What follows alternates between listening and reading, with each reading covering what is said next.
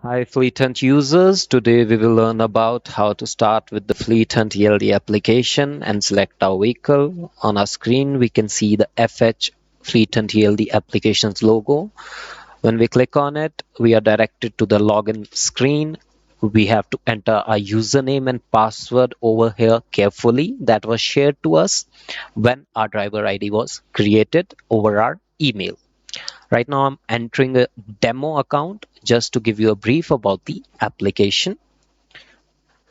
Please remember to enter your username and password correctly.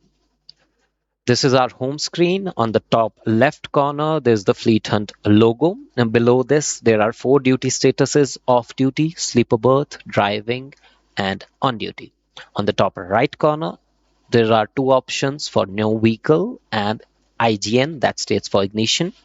Below this, our duty statuses, there's a green bar showing the uncertified logs. If we click on it, we are able to see all the uncertified logs of our previous days.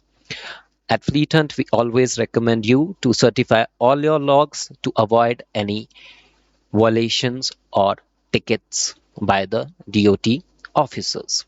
If we will click on this uncertified logs, we can see all the uncertified logs that we can see one by one, enter our signature, and certify them. On the top right corner, where there is written no vehicle, if we will click on this, there's a list of vehicles in our fleet. We can select our vehicle and that box turns in blue, ensuring that our ELD is now connected with the application. Along with this, you can see the ECM has turned to green. Before it, there was no ECM option. I'll go back and select the vehicle so to show you again. When we will click on this no vehicle, this is the part where we select our vehicle. From the list, we will select our vehicle. The box turns in blue, the ECM comes in green, and when we will turn on our ignition, the ignitions box will also turn in green.